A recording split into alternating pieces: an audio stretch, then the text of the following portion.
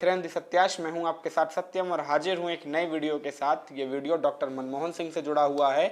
Doctor Manmohan Singh हमारे देश के 10 वर्ष तक प्रधानमंत्री रहे, आरबीआई के गवर्नर रहे, वित्त मंत्री रहे, राज्यसभा के सदस्य दशकों रहे। इसके बावजूद कभी अपने जीवन काल में लोकसभा के सदस्य नहीं रहे। अपने पूरे जीवन काल के दौरान केवल एक बार लोकसभा का चुनाव लड़ा था और उस चुनाव में क्या हाल हुआ था, किस तरीके की विपदाओं में फंसे थे, ये तमाम बातें हम आपको इस वीडियो में बताने वाले हैं। लेकिन डॉक्टर मनमोहन सिंह के इस वीडियो से जो आपको समझने वाला विषय है वो ये है कि भारतीय राजनीति में किस तरीके से चुनाव मैनेज होता है और चुनाव को मैनेज कराने के लिए जिन पावर्स का यूटिलाइजेशन किया जाता है वो पावर्स आगे चलकर सत्ता का यूटिलाइजेशन करती हैं और ये खेल लगातार सी-सॉ की तरह चलता रहता है। तो अगर भारतीय राजनीति के इस अपराधीकरण को रोकना है, भारतीय राजनीति के इस एक अंधेरे, एक black side of Indian politics को खत्म करना है, तो इस वीडियो को समझना बेहद जरूरी होगा। चलिए करते हैं वीडियो को शुरू। 1999 का साल था। मनमोहन सिंह कांग्रेस के बड़े कद्दावर नेताओं में शुमार थे, वित्त मंत्री रह चुके थे, काफी ख्याति अर्जित कर चुके थे और ऐसे में पार्टी में बड़ा रसूख रखते थे। मनमोहन सिंह को लगा कि चलो इस बार किस्मत आजमा ही ली जाए। उनको लगा कि शायद इस बार कांग्रेस की लहर होगी, सोनिया गांधी के विश्वास पात्र हैं, तो कार्यकर्ता भी ताकत झोंकेंगे और इसके चलते वो चुनाव जीत जाएंगे। सीट भी दी गई दक्षिणी दिल्ली की। कमाल का सोशल कास्टिज्म इक्वेशन में बैठा हुआ था, जहां पर सिख वोट और मुस्लिम वोटों को मिलाकर ही तकरीबन 50% से ज़्यादा आबादी होती है और ऐसे में मनमोहन सिंह का सिख किरदार और कांग्रेस का कोर मुस्लिम वोट बैंक, ये दोनों मिलकर जीत की गारंटी देते थे। ऐसे में मनमोहन सिंह को भरोसा था कि जीत उन्हीं की झोली में आएगी। लेकिन क्या हुआ, जब ग्राउंड तैयारी की बात आई, जब असल चुनाव की रणनीति पर आई, तो बात अटक गई पैसों पर। जी हाँ, इतने बड़े देश की अर्थव्यवस्था चलाने वाले मनमोहन सिंह को चुनाव की अर्थव्यवस्था समझ में नहीं आई।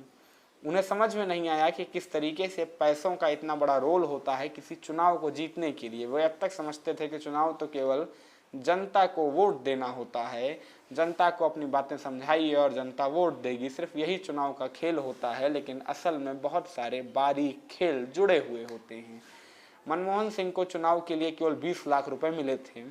उनको तो लगा कि ये 20 लाख रुपए बहुत होंगे, लेकिन जब प्रचार कराने वाले कार्यकर्ता आए, उनके साथ कांग्रेस के नेता आए और जब पैसे बंटने शुरू हुए तो कब पैसे हवा हो गए पता ही नहीं चला।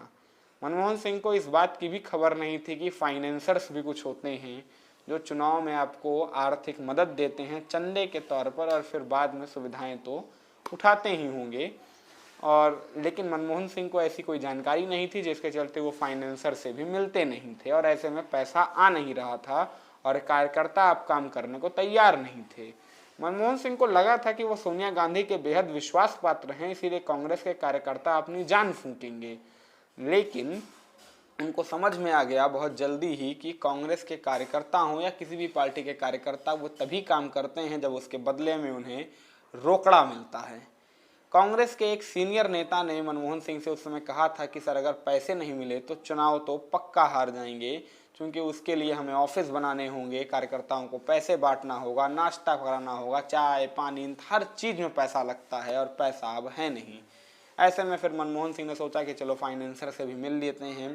चंदा वंदा जुटा के 7-8 लाख रुपए और आए, लेकिन तब तक बहुत देर हो चुकी थी और चुनाव के नतीजे आने वाले थे। नतीजे आए तो मनमोहन सिंह भारतीय जनता पार्टी के एक बेहद छोटे लोकल उम्मीदवार से 30,000 से ज़्यादा वोटों से चुनाव हार गए। ये हार उन्हें बड़ी अंदर तक लगी।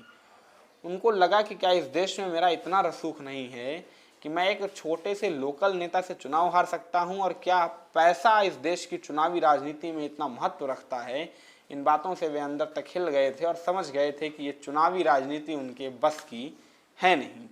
ये हार इतने दिल तक बैठी थी कि 2004 में भी सोनिया गांधी ने उन्हें लोकसभा का टिकट ऑफर किया, लेकिन उन्होंने साफ तौर से मना कर दिया। लेकिन सोनिया गांधी से उनकी वफादारी लगातार बनी रही, जिसके इनाम के तौर पर 10 वर्ष के लिए इस देश के प्रधानमंत्री की कुर्सी भी उन्हें दी गई। उम्मीद करता हूँ वीडियो आपको पसंद आया होगा। ऐसे नए और इंटरेस्टिंग वीडियोज़ के लिए चैनल को सब्सक्राइब कर लीजिएगा, कमेंट सेक्शन में कमेंट जरूर दीजिएगा। तब तक के लिए मुझे दीजिए विदा, नमस्कार।